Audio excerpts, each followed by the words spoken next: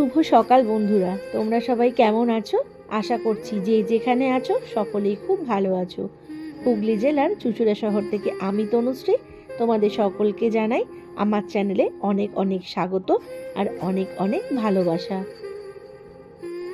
এখন ঘড়ির কাঁটায় ওই সকাল 5:30 মতো বাজে, আর এখন থেকে আজকের ব্লগটা আমি স্টার্ট করলাম।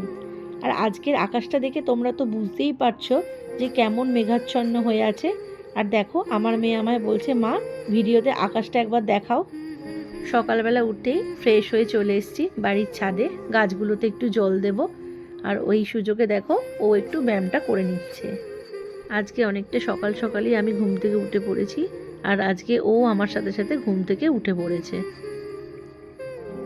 ছাদ থেকে সোজা চলে এসেছি আমার ঘরের বাসি বিছানাটা তুলতে। আমি বিছানাটা গুছিয়ে নিই, তোমরা ততক্ষণ আমার ভিডিওটা দেখতে থাকো। দেখো, চাদরটাকে তুলে খুব ভালো করে ঝেড়ে নিচ্ছি। অন্যদিন তো রাই আর ওর বাবা দুজনেই শুয়ে থাকে, তাই বিছানাটা তুলতে পারি না। আগে বাসি কাজগুলো সেরে তারপরে বিছানাটা তুলি। আজকে দুজনেই তাড়াতাড়ি উঠে পড়েছে, তাই ভাবলাম আগে বিছানাটা তুলি, তারপর বাকি কাজগুলো সব করব। আর এই চাদরটা জানো তো ঠিক সমান নয়, একটু ছোট বড় করা আছে, তাই ঠিকঠাক করে পাতা যাচ্ছে না। একবার এদিকে সোজা হয়ে যাচ্ছে, ওদিকে বেঁকে যাচ্ছে, এই হয়ে যাচ্ছে। তারপর দেখো, বিছানাটা ঝেড়ে আমি ঘরের এই মানি প্ল্যান্ট গাছটাতে একটু জল দিয়ে দিচ্ছি। জানলার ধারে মেয়ের বইয়ের তাকের পাশে এই গাছটাকে আমি রেখে দিয়েছি।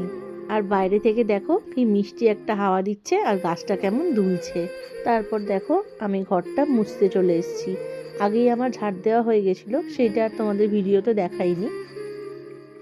সব সময় সব কিছুর ভিডিও করতে গেলে কাজ করতে অনেকটা দেরি হয়ে যায়, তাই যতটুকুনি যেরকম পারি তোমাদের সাথে শেয়ার করি।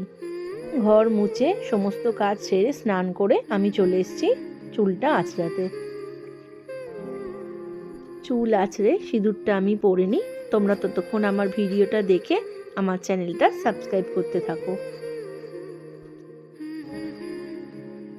আমাদের প্রত্যেকটা বিবাহিত মহিলাদের স্নানের পর এটাই কাজ থাকে, স্নান সেরে এসে মাথায় আর কপালে সিঁদুর ঠেকানো।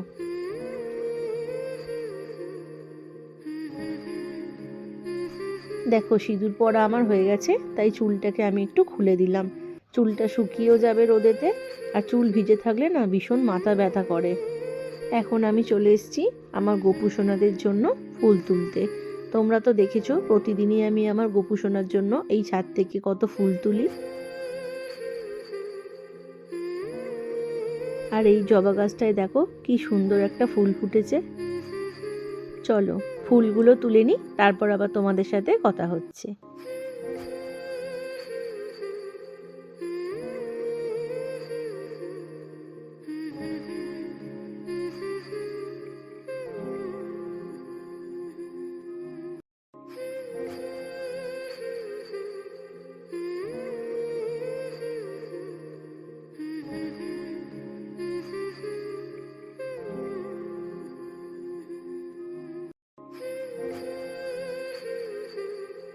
ফুল তুলে চলে এসেছি আমি আমার ঠাকুর ঘরে।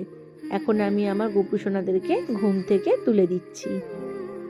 আর বন্ধুরা, আমি কিন্তু তোমাদেরকে আগেও বলেছি, আমি কিন্তু কোনো পুজোর সেরকম নিয়ম জানি না। নিজের মন থেকে যেরকম যেটা বলে সেটাই আমি সেরকমভাবে করি। তোমাদের যদি কিছু জানা থাকে যে আমি কিছু ভুল হচ্ছে বা আমার কিছু দেখানোতে ভুল হচ্ছে, তোমরা কিন্তু আমাকে অবশ্যই কমেন্টস বক্সে জানাবে। এখন আমি গোপাল সোনা আর গণেশকে স্নান করিয়ে নিচ্ছি। এখন বর্ষাকাল আর একটু ঠান্ডা ঠান্ডা ভাবও আছে, ওই কারণে একদম অল্প একটু জল নিয়ে স্নান করালাম। গরমকালে একটু বেশি সময় ধরে গোপালকে আর গণেশকে স্নান করাই।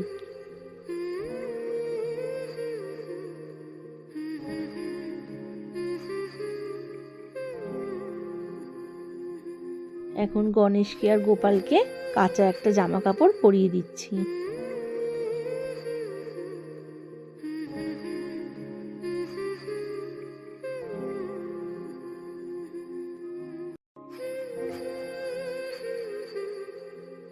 গোপু সোনার জামা পরা হয়ে গেছে, ওকে চুল লাগিয়ে মাথায় পাগড়ি পরিয়ে সুন্দর করে সাজিয়ে দিচ্ছি। এখন ওদেরকে ওদের সিংহাসনে বসিয়ে দিচ্ছি।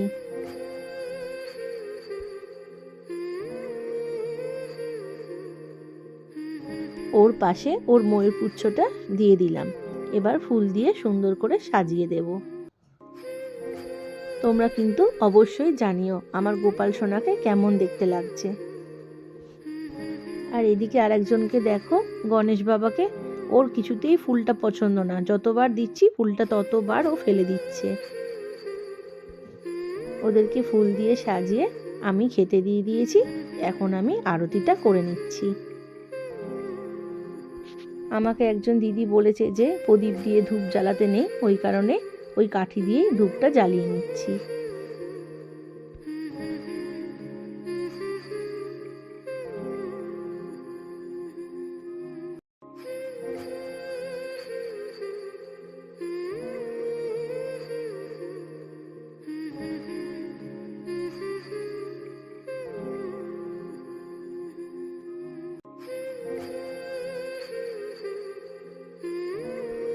আমার আরতি করা হয়ে গেছে, এখন শাঁখটা বাজিয়ে নিচ্ছি। আর দেখো এখানে আমার গোপাল সোনা আর গণেশ বসে আছে, ওদেরকে কেমন লাগছে অবশ্যই কিন্তু তোমরা জানিও। তোমরা ভিডিও দেখো, তোমরা কিন্তু কেউ কোনো কমেন্টস করো না। পুজো করে আমি চলে এসেছি তলার ঘরে। এখন ব্রেকফাস্টটা রেডি করে নিয়েছি।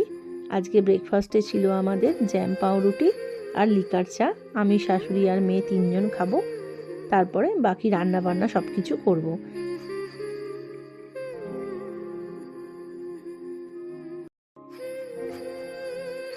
আজকের ভিডিওটা এই পর্যন্তই, আর বেশি বড় করব না। যদি তোমাদের ভিডিওটা ভালো লেগে থাকে তাহলে লাইক, কমেন্ট, শেয়ার করে দিও। আর এখনও যারা আমার চ্যানেলটা সাবস্ক্রাইব করোনি, চ্যানেলটা সাবস্ক্রাইব করে আমার চ্যানেলটার পাশে থেকো। দেখা হবে নেক্সট কোনো ব্লগে।